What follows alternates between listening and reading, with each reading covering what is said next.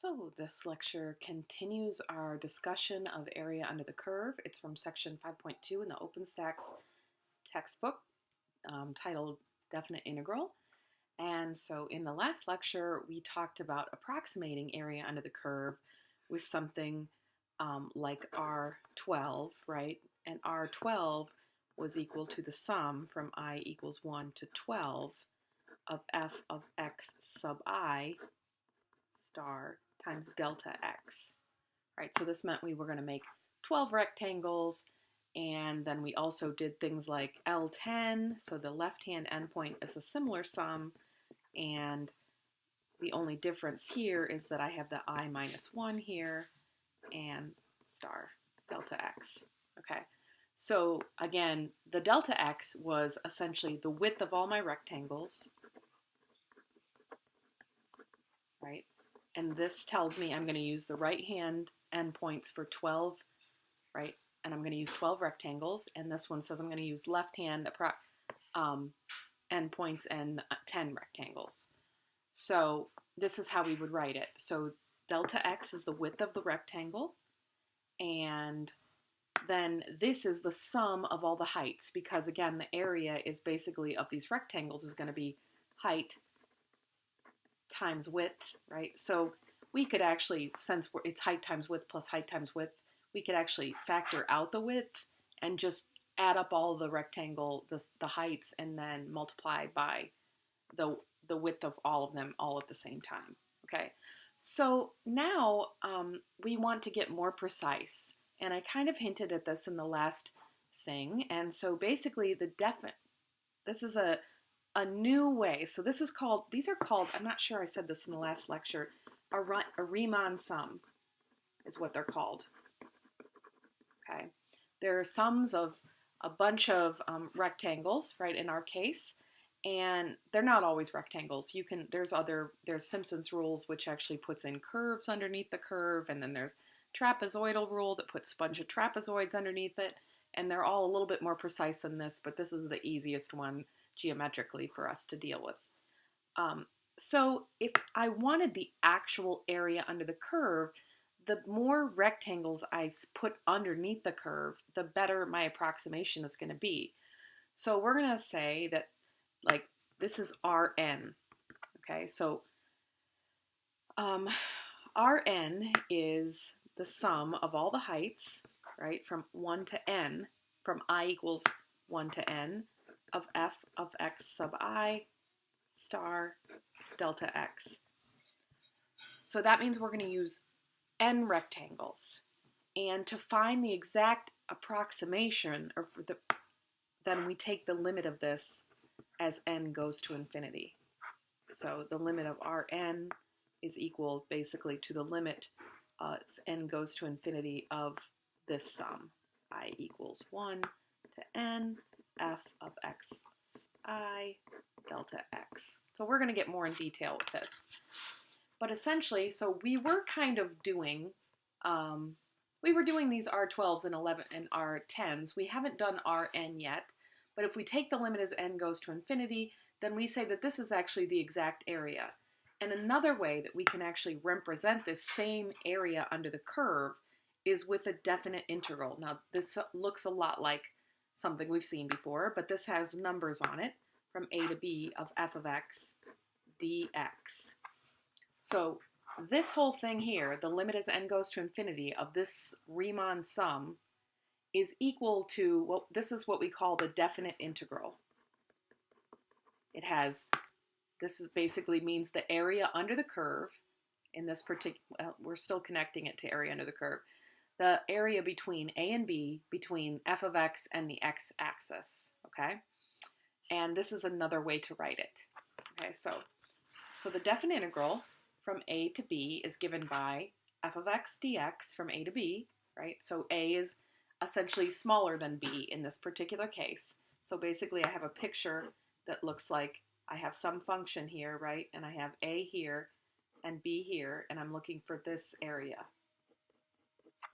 Okay, and the way that I can do that is I represent it as either this sum or a little bit easier as this definite integral. So this integral from a to b of f of x, this is kind of like the sum of all the heights. And then dx, kind of connect it to delta x. This is like the widths. And the widths get smaller and smaller and smaller. And of course, this is provided that f is defined on AB and that this limit exists. Okay, so let us try to do one of these. Okay, so there's a lot of algebra involved. I'm going to do this one here. If I hear in class that you want me to do another one, then I can do another one. But I'm going to do this one in this particular case. Okay, so my definition says that this integral is the sum from I equals 1 to n. Actually, the limit as n goes to infinity goes in here. I almost broke my own rule there. And this would be f of x sub I times delta x. Actually, there's kind of a star in there too. Okay, so our delta x is b minus a over n. So b is my top, right? It's always the bigger number minus the bottom. So my delta x, so n is the number of rectangles I'm doing, right? So if we had R4, we put a 4 down here. In this case, I'm going to do n rectangles, right? Because this is my top thing, so I'm going to do n rectangles. So the width of each one is b minus a over n. And so I have 3 minus 1 over n. So this is my delta x is 2 over n. Okay, so I have something to put in here. Okay, so we're just going to work on this for right now. So the limit as n goes to infinity of this sum. And I'm going to put in here the 2 over n. Okay, so I'm going to replace now this f of x sub I. Okay, so this is actually a problem that we did in the last one. We just approximated the upper and lower sums. So let me just draw a quick picture of what we did. Okay, so this is x squared, and we did the area between 1 and 3. Okay, so now we're going to try to put in n rectangles in here. I'm going to just jam them in there until it's so full that they're just little slivers. Okay, so this is my A, and this is my B. All right, so if I was going to break these into like 2 rectangles, right, then the way that I would find my delta x in this case would just be 1, right? If I was just gonna use 2 rectangles as a thing, so then I would have 3 minus 1 over 2. And the way that I would get from 1, so my right endpoint actually would be, because we're always going to use Rn in this case because the right endpoint is easier to use. But the next one would be essentially I would add 1 plus my delta x, which is 1, and get to 2 here would be my first endpoint. And then I add 1 to the thing again, and I get the next endpoint. So delta x is basically how I get from each one. So in my picture case, my delta x is 1. So my first, if I'm going to use my right endpoint, my first endpoint is basically going to be this a value plus a delta x, right? In this little pictorial here, I've got my x is just 1. But in our case, it's 2 over n. So we need a way to get to the next endpoint, essentially. So I'm going to define my xi star as, so we always start with the left endpoint, a. And so to get the first right height, then we would do that a is 1 in this particular case, and then we would move over delta x. So my xi star is a plus delta xi, okay? So think of it this way. So my first one, right, my first height will be at, let me draw another picture down here, okay. So if I have this picture, I'll make it a little bit bigger here, okay? So my first height is going to be, it's going to be very tiny, but I'm just going to, for visual purposes, this is my thing I'm going to get my first height. So this first one would be 1 plus 2 over n to get there, okay? So that would be my x value, how I would get that. So this would be f of that. And then to get my next one, right, would be here. This would be plus another 2n, right? So basically that would be 1 plus 2 times 2 over n, right? So my delta x times my I, right? Because in this case, this would be 1 plus 2 over n would be my first triangle, or my first rectangle height, and my second one would be 2 plus, actually, I'm sorry, that doesn't change, 1 plus 2 times 2 over n, right? And then to get to my third one, I would move over another one, and so basically that would be 1 plus, I'd have another 2 over n here, so now I have 3 of them. 3 times 2 over n. So it always ends up being a plus my delta x, and then this is my I, right? My index that's always changing when I go up one. So that's just how we get to them. So that's where we come up with this a plus delta xi. Okay, so in our case, our a is 1. So our x sub I star is 1, because that's our a, plus, and then our delta x we calculated already was 2 over n, and then I. Okay, so I'm going to replace this f sub I star with this inside now. Okay, so I have f of 1 plus 2 over n I. Okay, so this is going to give me all my heights, and this is all the widths are the same. So now this f of notation, what does that mean to you? Well, if I ask you for f of 3, I hope that you would tell me I'm going to take my 3 and plug it in for f of x. Well, in our case here, this is our f of x. Okay, so that means we're going to take this is my inner thing, and square it. So basically this is my new x for x squared. So this is going to be equal to the limit as n goes to infinity of, instead of f of notation, I'm actually going to use my x squared. So that means I'm going to have this whole thing squared, and then this 2 over n stays on the outside. It's not in the parentheses here. So I get 1 plus 2 over n I squared. So now I have some algebra to do. So my algebra is to square it. Okay, so let's do some little side work over here. All right, so let's look at this. If I square this, it's easier, at least the first time, if we actually write this out. Okay, so this is, I need to multiply these two binomials together.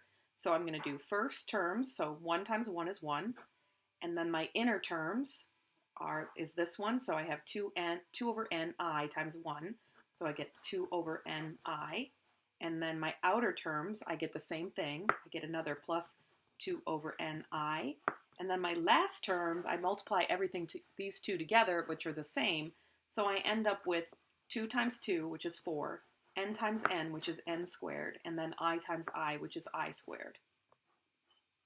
Okay, so now I have a couple of like terms here. So cleaned up, it would be 1 plus, these are both the same, so I can call these 4 over n I plus 4 over n squared I squared. All right, so now I'm going to take this and I'm going to put it in place of this, okay? So now I have this sum from the limit as n goes to infinity, right? So I'm going to have 1 plus, I'm still going to need parentheses because they all need to be multiplied by the 2 over n here. And then I have plus 4 over n I, and then plus 4 over n squared I squared times 2 over n. Okay, so I'm going to take my scrap away now. So now I'm dealing with this. So, oops, I didn't put my, I should say I is 1 to n. Sorry about that. I should be precise. Okay, so now I'm going to multiply through this 2 over n. I don't need these, let's get rid of these parentheses. So I'm going to multiply through, so now I have the limit as n goes to infinity of I equals 1 to n. So 1 times 2 over n gives me 2 over n, and then plus, now I'm going to have 8 over n squared I, there's no I here, so that doesn't change, And then I'm going to have plus 4 times 2 is 8 over n squared times n is n cubed over I squared. Okay, so now what are we going to do? So now we have this big sum. What are we going to do with it? Okay, so if you remember maybe from the first section, you probably really don't, but there were some summation formulas. And there were ones that were like, if I have I equals 1 to n, and I have a constant, then the sum of that is c times n. We're going to use that, okay? We're also going to use, if I have I equals 1 to n of I, then the sum of this was n times n plus 1 over 2. These are ones that I will give you. You don't have to memorize these, but we're going to use them right here. And then I also have one for I equals 1 to n. Now there's a third one, or fourth one actually, that we're not going to use, so I'm not going to write it here. But I squared, so I'm choosing these because here I have a constant with no I, here I have an I, and here I have an I squared. So I need formulas for these three, okay? So I squared is n times n plus 1 times 2n plus 1 over 6, okay? So what I'm going to do now is I'm going to drop these because this is like how to sum up n terms. So I'm going to actually drop these formulas in place of these, okay? So my 2 over n, because it doesn't have an I in it, that means it's a constant. So it gets multiplied by n, okay? So in this case, my c is the 2 over n. So this first one ends up getting multiplied. Let's rewrite here. N goes to infinity of I equals 1 to n. My 2 over n, actually, I'm going to take the summation sign away.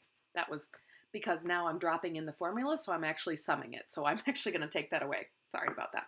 Okay, so then I multiply that one by n. So once I drop in these formulas, the summation sign goes away because I'm actually summing it. Okay, so now I have 8 over n squared, and I have a formula for plain I. That would be this one, n times n plus 1 over 2. I'm going to drop that into that place. Okay, and then I have plus 8 over n cubed. I have I squared, so I'm going to drop this formula in for I squared.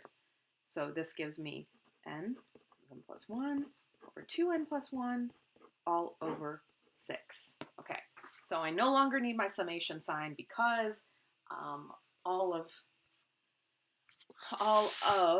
my, I've got all my formulas for the sum in there, so that's considered summing it up. Okay, so now we still have, let's get rid of some of those drawings. I didn't do very good space management. The limit as n goes to infinity of, so I'm going to just simplify this to 2 over n, right? So I can think of this as 2n over n, so that's just 2. So I'm actually going to put these in parentheses because that's probably, the whole thing has the limit on it. Okay, so I'm going to simplify a little bit here. So I am going to write 2n squared in the denominator of this one. And then I'm going to take this 8n and distribute through. So that means 8n times n gives me 8n squared. And then 8n times 1 is plus 8n. Okay, so that one's all good. Now this one I'm going to have to do in a couple stages. So I can put it all over 6n cubed. And then I will take my 8n again and multiply through by n plus 1, which is the same thing as what I just did here. So that's 8n squared plus 8n. So I'm just taking this and multiplying it through here, and I'm going to then multiply it again by 2n plus 1. Actually, maybe I should have done that first. Okay, so if I do that again now, so there's not a whole lot of simplification I really need to do here. So I'm just going to rewrite these first pieces. This is still 2. This is still 8n squared plus 8n over 2n squared, and then plus, let's see. Okay, so if I multiply this times this, I get 16n cubed. And then, let's see, first outer, so then plus 8n squared. Inner is plus 16n squared, and then plus the last is 8n over 6n cubed. Okay. Now, this might look complicated, but we just really talked about the limit as n goes to infinity. Now, the limit of as n goes to infinity of 2 is going to just be 2 because there's no n to affect it.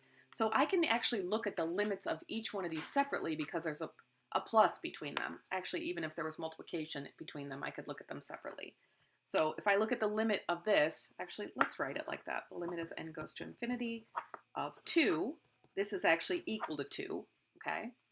And then I have the limit as n goes to infinity of 8n squared plus 8n over 2n squared. And I could use L'Hopital's rule a couple times, or I could remember that when my powers match, right, so these are both second degrees, then what I end up with is the ratio of their coefficients, and I get 8 over 2 in this case, which is 4. And then my last one, this limit, as n goes to infinity, of 16n cubed plus 8n squared plus 16n squared. Yeah, I could have combined those, but they're really not that important to me right now. So again, I have an n cubed, highest degree in both. So again, it's the ratio of their coefficients, which is 16 over 6, or 8/3. So I took each limit separately, and this says now I need to add them all together. So I have 2 plus 4 plus 8/3. So this is 6 plus 8/3, which is, let's see, 18/3 plus 8 over 3, which gives me 26 over 3 total. So that was fun, right? So that is using the Riemann sums, okay, if we need to. And we have to do that basically when my graph is curved like this, unless I have geometry like x squared. There's no good geometry that's going to help me there. However, there are times when we can use geometry. For instance, this one. Now you might not think, oh, that jumps out as something I can use geometry on.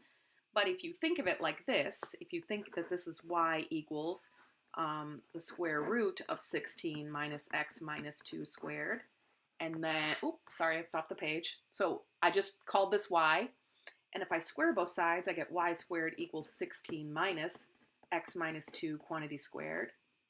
And then I'm going to add this to this side. So x plus 2 squared, or actually, no, I'm sorry, that doesn't change. It's just minus 2 squared, and then plus y squared equals 16, right? Only that sign changed. I got a little carried away with my signs. So some of you might notice this, or some of you may not, but this is actually an equation for a circle, okay? So when I'm talking about when I have the square root of the circle, then that is the positive half. So actually, so a standard circle looks like this: x minus a squared plus y minus b squared equals r squared. So this AB is the center of my circle.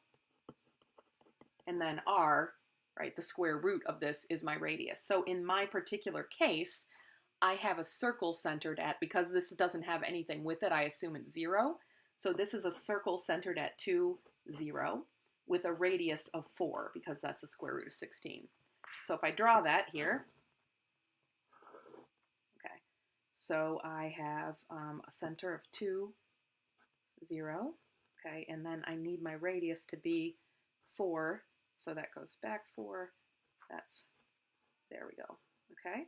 So essentially, I'm going to draw something, and actually let me put a point up here as well. So I'm going to have something that looks like the top half of this circle. Okay. Now, we want between 2 and 6. Okay, so the area that we're looking at is this part right here. So since I'm working with the top half of a circle, and conveniently, I'm working with just this top right part, right? So this is an equal part, 1, 2, 3, 4. So this part here and this part here have the same area. So basically, this is a fourth of the circle. So my area of a circle is pi r squared under normal circumstances. But in this case, we have a fourth of a square, so it's going to be divided by 4. I said my r is 4, so basically I get 16 pi over 4, which is 4 pi, right? So this tells me I want the area between this curve and the x-axis, right, between 2 and 6, and I just used geometry to do that. So the area in here is 4 pi. Or maybe I should just put it up there. That's a little easier to see. Okay. All right, so whenever we can use geometry, we definitely want to use geometry. Okay, so now I have 2x plus 3 from 2 to 4. So straight lines are very nice because those we can usually use some kind of geometric, and we do know this is a linear equation. All right, so I know it's just a linear equation, and I am just going to plop in 2 and 4 and figure out, because a straight line only needs 2 points to connect, and I really only need between 2 and 4. So if I plug in 2, so let me define f of x is equal to 2x plus 3 here. So then f of 2 is 4 plus 3, which is 7. So I have 1, 2. Let's see what 4 is before I put my bounds up here. F of 4 then is 8 plus 3, which is 11. Okay, so I'm going to just make this 5, and then we'll put 10 here. So I have 2, 7, which would be about here, okay? And maybe I should label this because we're going to need that height. So 2, 7, and also 4, 11. So then that is just slightly up here, okay? So I can draw this picture here, and I'm looking at this trapezoidal figure. Now, again, my drawing, obviously, I'm not very good at drawing straight lines, so we'll say that this is 4 and this is 2. Okay, so I'm looking for this area. Now, maybe you know the trapezoidal formula and you can do whatever, but I prefer to just break it into stuff that I do know how to figure out. So I just break my trapezoid into a rectangle and a triangle, and then I figure out their areas. Okay. So I'm going to need, okay, so this is the 0.27. So basically this is 7 right here. Okay. And I'm also going to need this. So this up here is 411. Okay. So we have those heights. Now we know that because this is right here, right, that this is basically a 7 by 2 rectangle. So this is going to give me 14, right, from the inside. And let's see. So then my triangle here, right, if I pull it out of here. So this was 7 here to this point, and then this is 11. So this side must be 4. I know that this side here is 2. And I think that's all I actually need to figure out my area. So my area of my triangle then is 1/2 times 2 times 4, 1/2 base times height. So that gives me 4. So my total area here is 18 using geometry. Okay. All right, so we have been working with functions that have all been above the x-axis, but our definite integral doesn't say that it has to be above the x-axis. So for instance, if I graph x from -4 to 6, so if I plug in -4 here, I get out -4. So then it means I'm down here at this point. And I know that this is a straight line. And then I'm also going to have the point 6, 6 if I plug in 6 here, right? Because I'm really thinking of this like this. So f of -4 is -4, and f of 6 is 6. Okay, so then I have this point up here, which is 6, 6. All right, so now this time, that's a terrible straight line. I apologize. So pretend it's straight. We'll call that. How about there? Okay, that's a little bit better. So this is my... Now, I know that because we've done it before, that this area up here is basically this, right? Is what I'm looking at. And then this area below here, okay? What we say about area that's below the curve is we say that this is negative.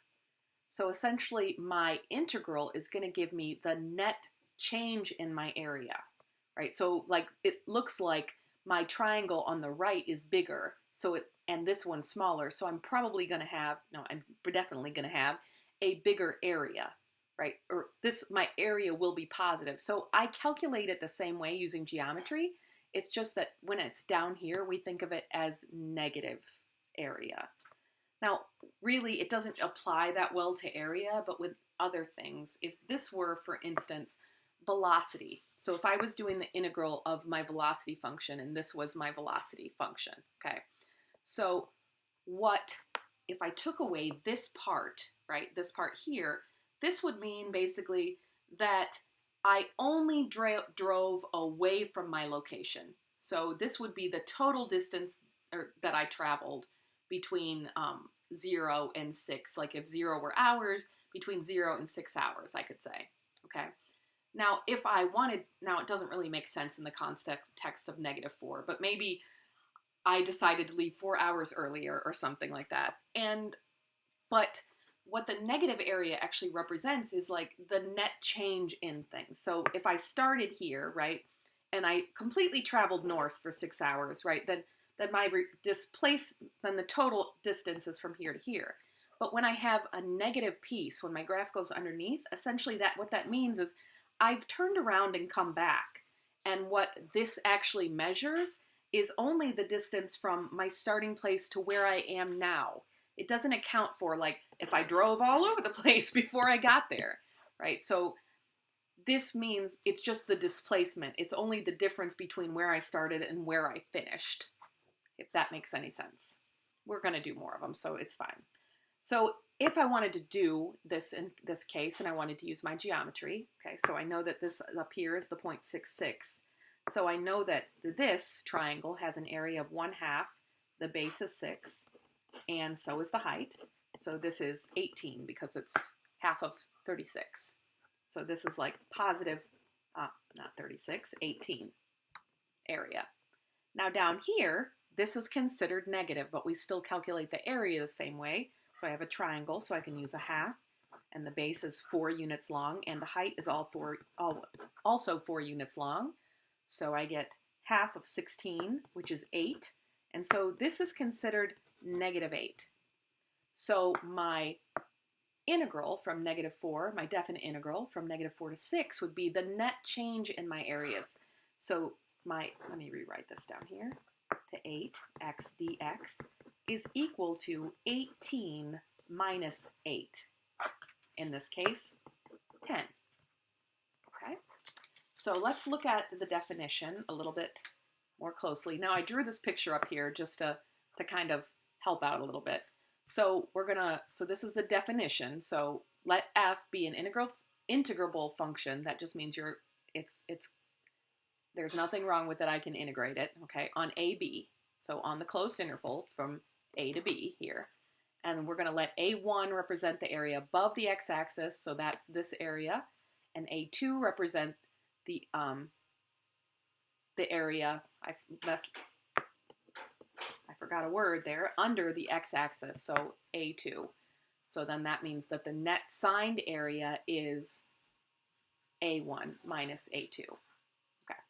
So we also think of this as displacement as well. So that's another way we can think of it, of net signed area. And then the total area is actually the absolute value.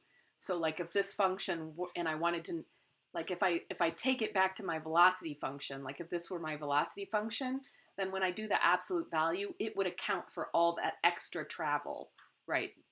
And not just tell me what the difference between where I ended and where I started. So in this case, essentially we take the absolute value, we do these areas separately, and then we just add them together. So that is how we calculate total distance or area.